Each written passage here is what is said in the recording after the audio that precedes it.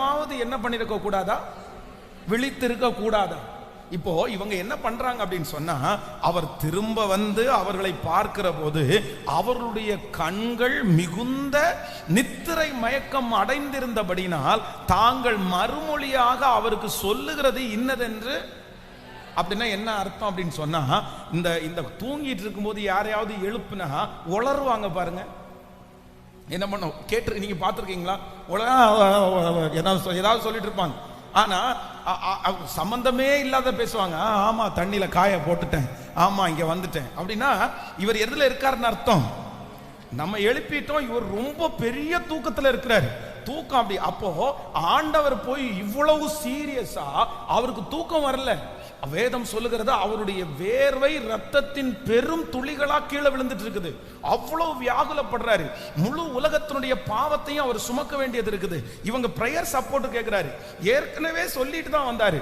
ஆனா இவங்க அத்தனை பேரும் படுத்து தூங்கிட்டு தட்டி எழுப்பி எப்பா ஜெபம் பண்ணலன்னு கேட்டா அவங்க உளறாங்க, என்னென்னமோ சொல்றாங்க. ஆமா போயிட்டு வந்தேன் அப்படின்னு. இவங்க திரும்ப ஆண்டவர் போய் 2-3 டைம் கேட்டதுக்கு அப்புறம் கூட இப்ப சொல்றாரு, நீங்க தூங்கி இளைப்பாருங்கள்.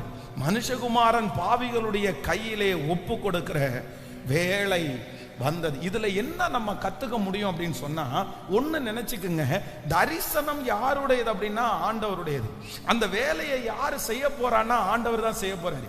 இவருக்கு சாப்பாடு கொடுத்தது அவர் தான், அவங்கள வளர்த்தினது அவர் தான், வேலையை விட்டு ஊழியத்துக்கு வாங்கன்னு கூப்பிட்டு இதுவரைக்கும் போஷிச்சது அவர் தான். ஆனா அவங்க யாருக்குமே இவர் எவ்வளவு பெரிய சீரியஸான ஒரு விஷயத்துல இருக்கிறார் அப்படின்னு தெரியவே இல்லை. அவரை என்ன பண்ணிட்டாங்கன்னா, அது உங்க வேலை, நீங்க போறீங்க அப்படின்னு தனியா விட்டுட்டாங்க. ஒண்ணு நீங்க நினைச்சுக்குங்க ஆண்டவருடைய பிள்ளைகளே, உங்க வாழ்க்கையில வந்து சில நேரத்துல வந்து யாருமே கோஆபரேட் பண்ண மாட்டாங்க. நம்ம பாருங்களேன், அவங்களுக்காக விழுந்து விழுந்து ஜெபம் பண்ணிட்டு இருப்போம். ஆனா நீங்க ஜெபம் பண்ணுங்கன்னா கேட்க மாட்டாங்க. நம்முடைய தரிசனத்துல வந்து இந்த மாதிரி போனா இதை ஒன்று கொஞ்சம் சேமிச்சு வச்சா இப்படி பண்ணலாம்ல, கேட்க மாட்டாங்க. அப்போ நமக்கு நிறைய நேரத்துல நிறைய பேருக்கு ரொம்ப வருத்தம் என்ன அப்படின்னு சொன்னா, நான் இவ்வளவு பாடுபடுறேன் தானே, இவங்களுக்காக தானே பாடுபடுறேன், இவங்களுக்காக தானே ஓடுறேன், ஆனா கொஞ்சம் கோஆபரேட் பண்ணக்கூடாதா, என் கூட இருக்க கூடாதா? எந்திரினா அப்பதான் நம்ம அவங்களுக்கு தூக்கம் வரும். நம்ம வந்து தூங்காம நீங்க உட்கார்ந்து இருப்பீங்க, அவங்க கொரட்டை விட்டு தூங்குவாங்க. நீங்க சாப்பிடாம உபவாசம் இருப்பீங்க, அவங்க லெக் பீஸா தின்னுட்டு இருப்பாங்க. அப்போ நமக்கு நிறைய பேருக்கு என்ன தோணும்னா, ஒரு காலகட்டத்தில் வேண்டாம் வேண்டாம், இவங்களுக்கு பாடுபட்டு என்ன பிரயோஜனம், இவங்களுக்கு ஜெபம் பண்ணி என்ன பிரயோஜனம், இவங்களுக்கு ஒரு அக்கறையுமே இவங்களுக்கு இல்லை. அது